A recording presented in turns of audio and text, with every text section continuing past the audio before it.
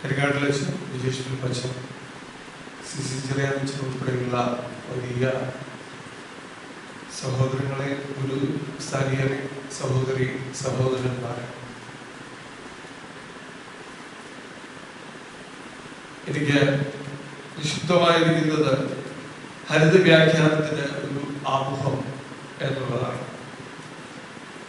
ഒരുപക്ഷെ അത് ഇംഗ്ലീഷിലേക്ക് അത് ആർട്ടിക്കിളായിട്ട് കൺവേർട്ട് ചെയ്യുമ്പോൾ ഞാൻ ഉദ്ദേശിക്കുന്ന ഒരു ടൈറ്റിൽ എന്ന് പറയുന്നത് green reading from an orthodox perspective അല്ലെങ്കിൽ ഈസ്റ്റേൺ പെർസ്പെക്റ്റീവ് എന്നുള്ളതാണ്. ഈ ഹരിത വ്യാഖ്യാനം അല്ലെങ്കിൽ ഹരിത വായന എന്ന് പറയുന്നത് തിയോളജിയിലോ വേദപുസ്തക പഠനങ്ങളിലോ മാത്രം ഒതുക്കുന്നില്ല. ഗ്രീൻ ഫിലിംസ് ഉണ്ട്, കൾച്ചറൽ സ്റ്റഡീസിൽ, അതോടൊപ്പം തന്നെ പോസ്റ്റ് കൊളോണിയൽ സ്റ്റഡീസിൽ, ലിറ്റററി ക്രിറ്റിസിസത്തിൽ, ഇതിലെല്ലാം തന്നെ ഗ്രീൻ റീഡിങ് നിൽക്കുന്നതുകൊണ്ട് ഇത് ഒരു പരിധിയിലപ്പുറം വളരെ വ്യാപിച്ച ഒരു മേഖലയാണ് എന്ന് വായിച്ചിട്ടുള്ളവർക്ക് അറിയാം. രണ്ട് തലങ്ങളിലായിട്ടാണ് ഞാൻ ഈ പ്രസന്റേഷനെ കൊണ്ടുപോകാൻ ആഗ്രഹിക്കുന്നത്. ഒന്ന്, നിലവിലുള്ള വ്യാഖ്യാന ശാസ്ത്ര രീതികളെ കുറിച്ച്, പ്രത്യേകിച്ച് ഹരിത വ്യാഖ്യാനങ്ങളെ കുറിച്ച് 4 തരത്തിലുള്ള വ്യത്യസ്തമായ വ്യാഖ്യാന രീതികളും മെത്തഡോളജികളും. ആദ്യത്തേതെന്ന് പറയുന്നത്, ഒന്നാമത്തേത് അപ്പോളജറ്റിക്കൽ അല്ലെങ്കിൽ വീണ്ടെടുപ്പിന്റെ ഡിസ്കവറി, റീഡിസ്കവറി, അങ്ങനെയുള്ള ഒരു തലം. ഇതിന്റെ ഒരു പ്രത്യേക പശ്ചാത്തലം എന്ന് പറയുന്നത് ഏകദേശം 60കളുടെ അവസാനത്തിലോ ഒരുപക്ഷെ 70കളിലാണ് ലിൻ വൈറ്റിന്റെ historical roots of ecological crisis എന്ന് പറയുന്ന പ്രബന്ധം പുറത്തേക്ക് വരുന്നത്. 60കളുടെ അവസാനം 70കളിലാണ്. ഇത് ലോകത്തെ മുഴുവൻ ഞെട്ടിച്ച ഒരു സ്റ്റേറ്റ്മെന്റ് ആയിരുന്നു അമേരിക്കൻ ഫിലോസഫറും എക്കോളജിസ്റ്റുമായ ലിൻ വൈറ്റ്. അദ്ദേഹം മുന്നോട്ട് വെച്ചത് വേദപുസ്തകമാണ് പ്രകൃതിയെ ചൂഷണം ചെയ്യുന്നതിനും അടക്കി വാഴുന്നതിനുമുള്ള ചിന്താഗതി മനുഷ്യനിൽ ഉളവാക്കിയത് എന്നുള്ള ഒരു വാദഗതിയാണ്. അത് ക്രിസ്ത്യൻ തിയോളജിക്കൽ സർക്കിളില്, വേദശാസ്ത്ര രംഗത്ത് വലിയ ഒരു കോളിളക്കം സൃഷ്ടിച്ചു എന്നുള്ളതാണ്. എന്നാൽ വന്യ കെ ജോർജ് പറഞ്ഞതിനോട് അനുബന്ധിച്ച് ഒരു കാര്യം സൂചിപ്പിച്ചുകൊള്ളട്ടെ. ഇതിനൊരു മറുപടിയായിട്ട് ഇന്നും 21ാം നൂറ്റാണ്ടിൽ ഒരുപക്ഷെ ഗൂഗിളിലോ ഗൂഗിൾ അതുപോലെ ഏതൊരു സെർച്ച് എഞ്ചിനിലും അക്കാഡമിക് തലത്തിലും ലിൻ വൈറ്റിന്റെ ഈ വലിയ ഒരു കോളിളക്കം സൃഷ്ടിച്ച ആ സ്റ്റേറ്റ്മെന്റിനെ, ഹിസ്റ്റോറിക്കൽ റൂട്ട്സ് എന്ന് പറയുന്ന ആ തീസിസിനെ ഡിഫെൻഡ് ചെയ്ത ഒരു പൗരസ്ത്യ ഓർത്തഡോക്സ് ബിഷപ്പാണ്, മറ്റാരുമല്ല. അദ്ദേഹത്തിന്റെ ദിവ്യമായ പാവന സ്മരണയ്ക്ക് മുമ്പിലാണ് നമ്മൾ ശ്രദ്ധാഞ്ജലി അർപ്പിക്കുന്നതും പ്രാർത്ഥിക്കുന്നത്. ഡോക്ടർ പൗലോസ് മാർ ഗ്രിഗോറിയോസ്. അദ്ദേഹത്തിന്റെ ഹ്യൂമൻ പ്രസൻസ് എന്ന് പറയുന്ന പുസ്തകം പകുതിയിൽ കൂടുതൽ ലിൻ വൈറ്റിനെ ഡിഫെൻഡ് ചെയ്യുന്നുണ്ടായിരുന്നു. അതിനെ മറികടക്കുവാൻ ആർക്കും സാധിച്ചിട്ടില്ല എന്നുള്ളത് അത് അതിശയോക്തിയല്ല. ഒരുപക്ഷെ നമുക്ക് അദ്ദേഹത്തെ കുറിച്ച് കൂടുതൽ ഭൂസ്തുതി പാടലുമല്ല, അത് യാഥാർത്ഥ്യമാണ്, പ്രത്യേകിച്ച് എൻവയോൺമെന്റൽ സ്റ്റഡീസിൽ എന്നുള്ളത് സത്യമാണ്. അപ്പോൾ അത്തരത്തിലുള്ള ലിൻ വൈറ്റിനെ പോലെയുള്ള പാശ്ചാത്യ പണ്ഡിതന്മാരുടെ വാദഗതിയെ ഖണ്ഡിച്ചുകൊണ്ട് വേദോത്സവത്തിന്റെ വീണ്ടെടുപ്പിന്റെ ഹരിത വായന മുന്നോട്ട് വരുന്നു. വേദപുസ്തകവും യാതൊരു വിധത്തിലും പ്രകൃതിയെ ചൂഷണം ചെയ്യുവാൻ ആഹ്വാനം ചെയ്യുന്നില്ല, മറിച്ച് യഥാർത്ഥ അർത്ഥത്തെ അവഗണിച്ച് അവരുടേതായ വ്യാഖ്യാനങ്ങൾ ചമച്ചതാണ് ഇതിന്റെ പ്രശ്നം. അതുകൊണ്ട് it's A matter of interpretation അല്ലെങ്കിൽ ഒരു ലാക്ക് ഓഫ് റൈറ്റ് ഹെർമെനോട്ടിക്സ് എന്നുള്ളതാണ് മുന്നോട്ട് വെച്ചത്. അപ്പോളജറ്റിക്കൽ വീണ്ടെടുപ്പിന്റെ അല്ലെങ്കിൽ വീണ്ടെടുപ്പിന്റെ വായന എന്ന് പറയുന്നത്. രണ്ടാമത് വളരെ പ്രചാരം സൃഷ്ടിച്ച ഒന്നാണ് എർത്ത് ബൈബിൾ പ്രോജക്റ്റ് എന്ന് പറയുന്നത്. നോർമൻ സി ഹേബിൾ എന്ന് പറയുന്ന അമേരിക്കൻ വേദശാസ്ത്രജ്ഞൻ അല്ലെങ്കിൽ ബൈബിൾ പണ്ഡിതൻ, അദ്ദേഹം ഒരു ഹരിത വായനയ്ക്ക് ബൈബിളിനെ വിധേയമാക്കുന്നുണ്ട്. അദ്ദേഹം മുന്നോട്ട് വെക്കുന്ന 6 പ്രധാന പാരിസ്ഥിതിക തത്വങ്ങളെ അടിസ്ഥാനമാക്കിയാണ് ഒന്ന് ഇൻട്രിൻസിക് വർത്ത് എന്ന് പറയുന്നു. സർവ്വതിലും അന്തർലീനമായ ഒരു മൂല്യ തത്വം ഉണ്ട് എന്നുള്ളതാണ്. രണ്ടാമതായിട്ട് ഒരു ഇന്റർ കണക്റ്റഡ്നെസ്, പാരസ്പര്യത്തിന്റെ ആത്മതത്വം എന്നുള്ളത്. മൂന്നാമതായിട്ട് വോയിസ് എന്നുള്ളതാണ്. സാധാരണ ശബ്ദങ്ങളെ കുറിച്ച് പറയുമ്പോൾ മനുഷ്യർക്കോ മൃഗങ്ങൾക്കോ മാത്രമാണ് ശബ്ദം എന്ന് പറയുമ്പോൾ earth has its own voice എന്നാണ് പറയുന്നത്. കാരണം earth is a living entity that can raise its voice in celebration and against injustice എന്നുള്ളതാണ്. ഒരുപക്ഷെ പ്രകൃതിക്ഷോഭങ്ങളും പല ഇടിഞ്ഞു വീട്ടിലും ഒക്കെ തന്നെ ഇങ്ങനെയുള്ള ഒരു വോയിസിന്റെ ഭാഗമാണ്, മുഖരിതമായ ശബ്ദത്തിന്റെ തത്വമാണ് എന്നുള്ളതാണ്. നാലാമതായിട്ട് പറയുന്നത് പർപ്പസാണ്. ഭൂമിയിൽ നിലനിൽക്കുന്ന എല്ലാത്തിനും ഒരു പ്രത്യേക ഉദ്ദേശ തത്വമുണ്ട് എന്നുള്ളതാണ്. ഭൂമിയുടെ വൈവിധ്യവും വിഭവങ്ങളും അതുകൊണ്ട് തന്നെ നിലനിർത്തേണ്ടത് മനുഷ്യന്റെ പ്രധാന ഉത്തരവാദിത്വമാണ്.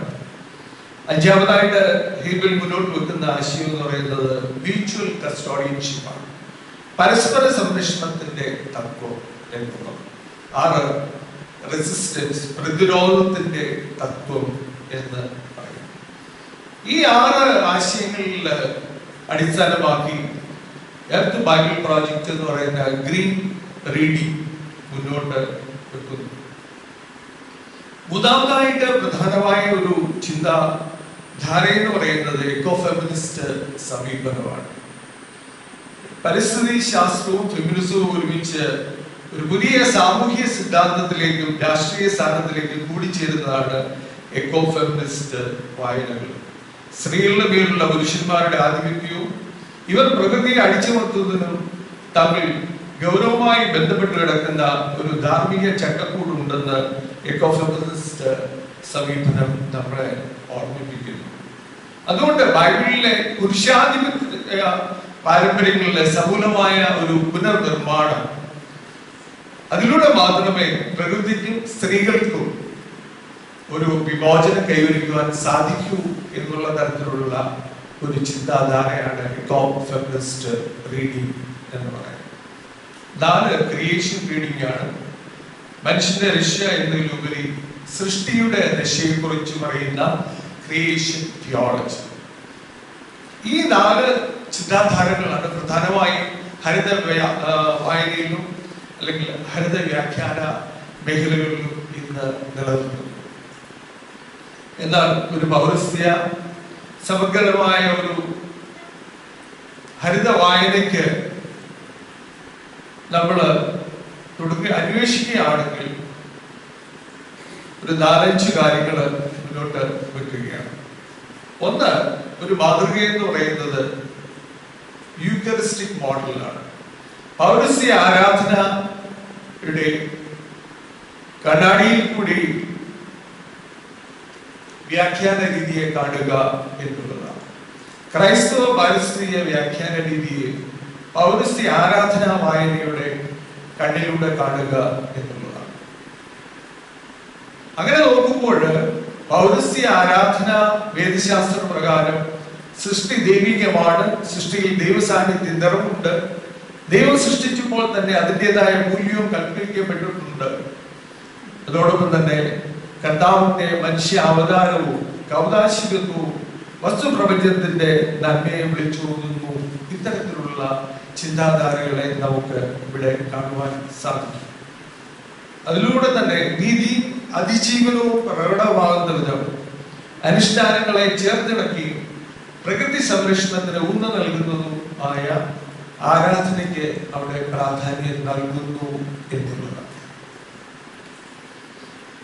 രണ്ടാമതായിട്ട് വളരെ സാധാരണമായി നമ്മുടെ ചിന്തകളിലേക്ക് കടന്നു വരുന്നതാണ്, എങ്കിലും വളരെ പ്രാധാന്യമുള്ള ഒന്നാണ് സന്യസ്ത ജീവിതത്തിന്റെ അലകും പിടിയും കൊണ്ട് ബലിഷ്ഠമാക്കപ്പെട്ട ഒരു ജീവിത വായന ക്രൈസ്തവ ഹരിത വ്യാഖ്യാനത്തിന് അനിവാര്യമാണ് എന്നുള്ളത്. മൊണാസ്റ്റിക് മോഡൽ എന്നുള്ളത്. ഇവിടെ ക്രിസ്ത്യൻ പാരസ്ത്രീയ വായന ഒരു ക്രൈസ്തവ സന്യാസത്തിന്റെ പശ്ചാത്തലത്തില് പരിത്യാഗം, ലാളിത്യം, അച്ചടക്കം എന്നീ ഗുണങ്ങളെ ഊന്നി പറയുന്നതിനോടൊപ്പം തന്നെ നമ്മുടെ ഉത്തരവാദിത്വത്തെ, റെസ്പോൺസിബിലിറ്റിയെ അത് കൂടുതൽ നമ്മളെ ബോധ്യപ്പെടുത്തുന്നു എന്നുള്ളതാണ്. അതോടൊപ്പം തന്നെ ഒരു മിസ്റ്റിക്കൽ സ്പിരിച്വൽ ഡയമെൻഷൻ ഈ മൊണാസ്റ്റിക് മോഡലിൽ നിന്ന് നമുക്ക് ഉണ്ടാക്കിയെടുക്കുവാൻ സാധിക്കുന്നു എന്നുള്ളതാണ്. മൂന്നാമതായിട്ട് ഹരിത വ്യാഖ്യാനത്തിന്റെ മറ്റൊരു തലമെന്ന് പറയുന്നത് ഒരു ലിബറേറ്റീവ് സോളിഡാരിറ്റി മോഡലാണ്. ഘടന വീണ്ടെടുപ്പിന് സഹായകരമാകുന്ന തരത്തിൽ ഉള്ള ഒരു ചിന്ത. കാരണം ഈ പാരിസ്ഥിതിക പ്രശ്നങ്ങൾ എന്നുള്ളത് അത് സാമൂഹികമായ നീതി ആഴത്തിൽ പരസ്പര ബന്ധിതമാണ് എന്നുള്ള ഒരു ബോധ്യം കൂടി നമുക്ക് തരികയാണ്. പലപ്പോഴും പാരിസ്ഥിതിക പ്രശ്നങ്ങൾ ഉടലെടുക്കുന്നത് നീതി നിഷേധത്തിൽ നിന്നാണ് എന്നുള്ളത് നമുക്ക് മനസ്സിലാക്കുന്നു. അതുകൊണ്ട് തന്നെ ദൈവത്തിന്റെ മുൻഗണനാ ക്രമത്തിൽ നീതി അർഹിക്കുന്ന ദരിദ്രരുടെ ഗണത്തിൽ ഭൂമിയെയും മനുഷ്യേതര ജീവികളെ ഉൾപ്പെടുത്തി വിപുലീകരിക്കുന്നതിലൂടെയാണ് ഇങ്ങനെയൊരു വിമർശനമായ വിഭാവനം ചെയ്യപ്പെടേണ്ടത് എന്നുള്ളതാണ്. ഇവിടെ ഒരു സോളിഡാരിറ്റി, ഐക്യദാർഢ്യത്തിന്റെ തലം ഇവിടെ ചൂണ്ടിക്കാട്ടും. മറ്റൊന്ന് ഇവിടെ രാവിലത്തെ പ്രസന്റേഷനിലൊക്കെ വളരെ വ്യക്തമായിട്ട് സൂചിപ്പിച്ചിട്ടുള്ളതാണ് പിതാക്കന്മാരുടെ രചനകളെ അടിസ്ഥാനമാക്കിയ പെരിസ്റ്റിക്കൽ മോഡൽ എന്ന് പറയുന്നത്.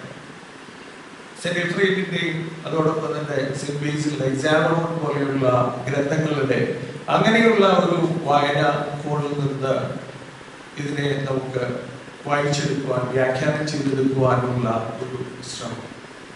ഏറ്റവും അവസാനമായിട്ട് ഒരു സ്പിരിച്വൽ ഡയമെൻഷൻ എന്നുള്ളതാണ്. ഈ മുകളിൽ പറഞ്ഞ സൂചിപ്പിച്ച എല്ലാ വസ്തുക്കളും ഉൾക്കൊള്ളുന്ന ഒരു ആത്മീയതയാണ് പൗരസ്ത്യ ഹരിത ദൗത്യ ആത്മീയ വായന എന്നുള്ളത്. ക്രിസ്ത്യൻ പാരിസ്ഥിതിക വ്യാഖ്യാന ശാസ്ത്രം പൗരസ്ത്യ ആത്മീയ വ്യാഖ്യാനത്തിന്റെ ചട്ടക്കൂടിനുള്ളിൽ സൃഷ്ടിയെ ദൈവത്തിന്റെ സാന്നിധ്യത്തിന്റെ വെളിപ്പെടുത്തലായി കാണുന്നു. പ്രകൃതിയുമായി ഇടപഴകുവാൻ വിശ്വാസികളെ ക്ഷണിക്കുകയും അതിലൂടെ ദൈവത്തെ ധ്യാനിക്കുവാൻ, ആരാധിക്കുവാനും ആഹ്വാനം ചെയ്യുകയും ചെയ്യുന്നു എന്നുള്ളതാണ്.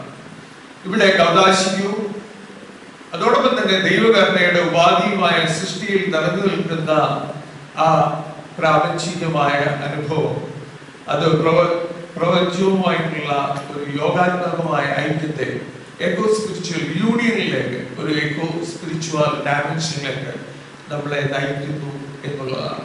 അവിടെ വീണ്ടും ഒരു വായനയ്ക്കും നിശബ്ദതയിലൂടെ ഒരു റീഇന്റർപ്രിട്ടേഷന്, റീറീഡിങ്ങിനും ഒക്കെയുള്ള ഒരു തലത്തെ ഒരുക്കുന്നു എന്നുള്ളതാണ്. എൻ്റെ പ്രസന്റേഷൻ ചുരുക്കിയാണ്. രണ്ട് തരത്തിലാണ് ഞാൻ ഇതിനെ നോക്കിക്കാണുന്നത്. ഹരിത വ്യാഖ്യാനത്തിന്റെ ഒരു ആമുഖം, നിലവിലുള്ള 4 രചനാ സങ്കേതങ്ങളും വ്യാഖ്യാന ശാസ്ത്ര രീതികളും, അതോടൊപ്പം തന്നെ ഇന്ത്യയുടെ ഒരു രചയിച്ചർ ഓർമ്മിച്ചതുപോലെ സമകാലിക പശ്ചാത്തലത്തിൽ നിന്നുകൊണ്ട് ഒരു നമുക്കും 4-5 തലങ്ങളെ കുറിച്ച് ചിന്തിക്കേണ്ടതുണ്ട്. ഒന്ന്, കൗദാശിക അടിസ്ഥാനത്തിലുള്ള വായനയും. 2, സന്നിസ്ഥ ജീവിതത്തിൽ നിന്നുള്ള ചില ബോധ്യങ്ങളെ, അതോടൊപ്പം തന്നെ ലിബറേറ്റീവ് ആൻഡ് സോളിഡാരിറ്റി, ഘടനാ വീണ്ടെടുപ്പിന്റെ സാധ്യതകളെ കുറിച്ചുള്ള ഒരു അന്വേഷണം, പിതാക്കന്മാരുടെ രചനകളെ അടിസ്ഥാനമാക്കിയുള്ള പുനർവായനകളും, ഏറ്റവും അവസാനമായിട്ട് ഇതിൽ നിന്നുള്ളവാകുന്ന ഒരു എക്കോ സ്പിരിച്വൽ റീഡിംഗ്. ഇങ്ങനെയുള്ള ചില സജഷൻസ് മുന്നോട്ട് വെക്കുന്നു. കേട്ടിരുന്നതിലുള്ള സന്തോഷവും ഇങ്ങനെ ഒരു അവസരം തന്ന എം ജോർജിനോടും വിജയിച്ചിട്ടുള്ള നന്ദി സ്നേഹം അറിയിക്കുന്നു. Thank you. കോട്ടയം ഓർത്തഡോക്സ്